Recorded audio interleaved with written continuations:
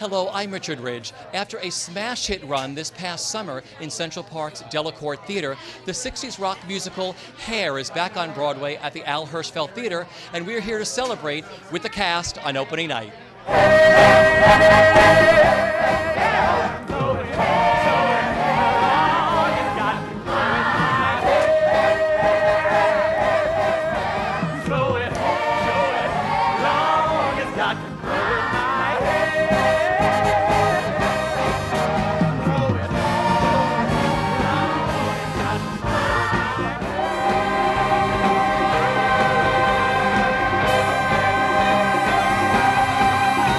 40 years later, we're in another era, but it seems to have the same effect. More so, though. I would say more so. What were the challenges for you with moving it from the park to Broadway? Well, keeping the contact with the audience, not saying now we're on Broadway and we're on a stage and we're in a theater and it's got to be the way Broadway is. Actually, doing it on Broadway gave us a lot to rebel against. You know, we're going to come out in the theater, we're going to climb those upholstered chairs, we're going to touch you, and we're going to, you know, make contact with the audience. And that was what mattered, was that communion, that love fest with the audience.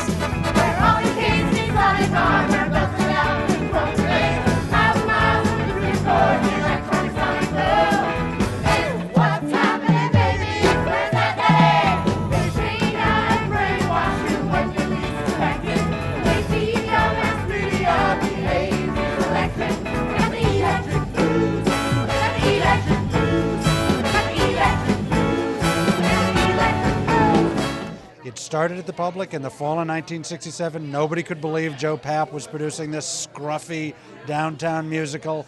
And 42 years later, here we are back on Broadway. Because the piece, which at one time was an incredibly contemporary risk, has become a classic. And it's a classic that's associated with all of the values of the Public Theater. You know, it feels like a lot of pressure sometimes, but such a beautiful and powerful song, and just knowing that I have the audience right there, and you know, it's just the first thing that they're hearing. It's so empowering, and I feel so blessed to get to do that every night.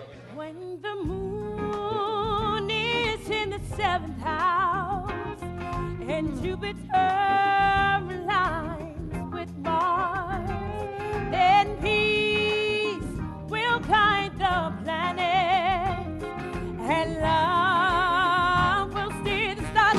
This is the dawning of the age of Aquarius, the age of Aquarius.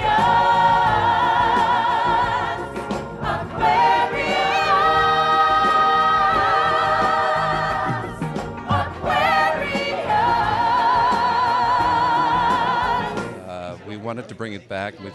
We knew eventually, we had a feeling that eventually it would come back, and we worked on the text, some of the lyrics, a couple new songs.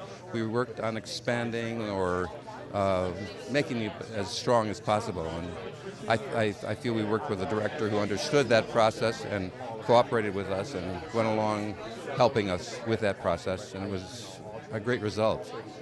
Me and Lucifer, Lucifer and me. Just like the angel that fell, banished forever to hell, today have I been expelled from high school heaven. Elevator going down, going down, going down. Everybody going down, going down, going down. Our director was smart, and she set the show at a theater, as if the hippies had taken over the theater, instead of trying to say we're in the park, because that makes a separation between the audience and the actors. So we're all in the theater, we're all experiencing the same, you know, moment at the same time. There's lots of audience interaction. I think we ramped that up a little bit.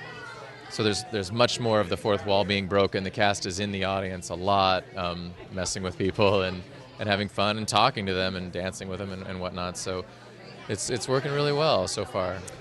There's so much to love about Sheila. You know, I really connect to her so much, probably more so than any other role I've ever played. I love her passion and her fire, but her vulnerability and her very strong sense of self and her determination to end the war and her belief that one person can change the world. One person doing the right thing can change the world. I think she's a fascinating character, and I feel very lucky to be playing her. Especially people